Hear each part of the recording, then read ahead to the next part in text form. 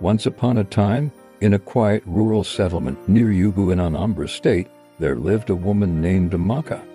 She was beautiful in a way that unsettled people. Not loud beauty, but the kind that lingered in a man's thoughts long after she had passed. By day, she was a petty trader in the village market. She sold spices, palm oil, dried fish. Nothing extraordinary.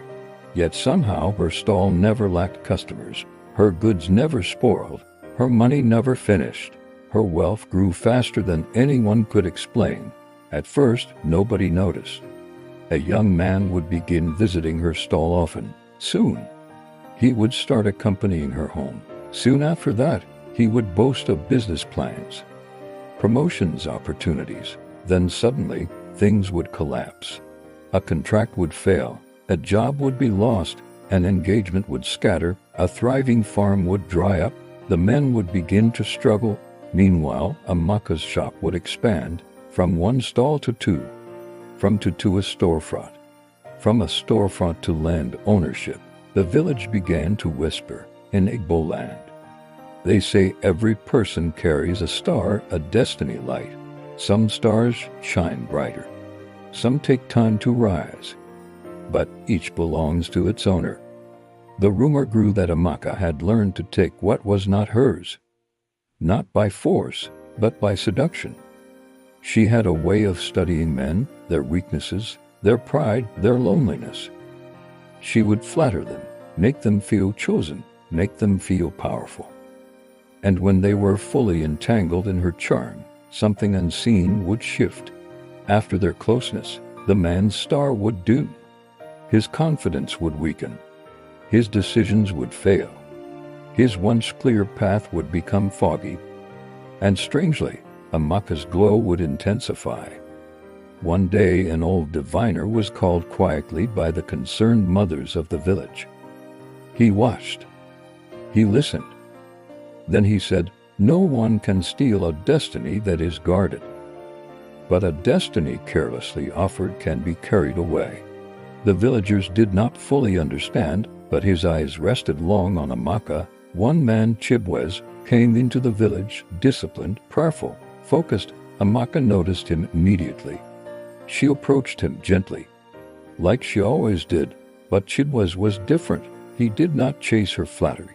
He did not boast his plans. He did not expose his dreams carelessly. He kept boundaries. When she tried to lure him with sweetness, he responded with distance. When she tried to flatter him, he smiled but did not linger. And for the first time, Amaka's charm failed. Weeks passed. Chibwez's business prospered. His opportunities increased. His star burned brighter. And Amaka, her goods began to spoil. A shipment was delayed. A land deal collapsed. For the first time, her growth reversed. The diviner spoke again. She does not steal destiny by magic alone. She feeds on weakness, on ego, on undisciplined desire. The power she wielded was not just mystical. It was psychological. The men who fell did not guard themselves. They surrendered focus for pleasure.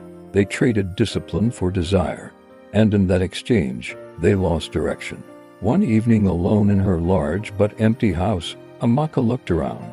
She had wealth, but no loyalty, no peace, no genuine love. Everything she gained came at the cost of someone else's fall, and borrowed light never shines forever. Her fortune began to thin, because destiny taken is never destiny kept. No one can steal what you protect. Desire without discipline can cost a man his focus, his purpose, and his future. Sometimes what people call destiny theft is simply the consequence of weak boundaries, careless intimacy, surrendered self-control, and any success built on draining others will eventually drain them. Owner, your star cannot be stolen unless you hand it over. Guard your purpose, guard your discipline, guard your choices, because not every loss is spiritual. Some are simply the price of weakness. What are your thoughts? Thanks for watching.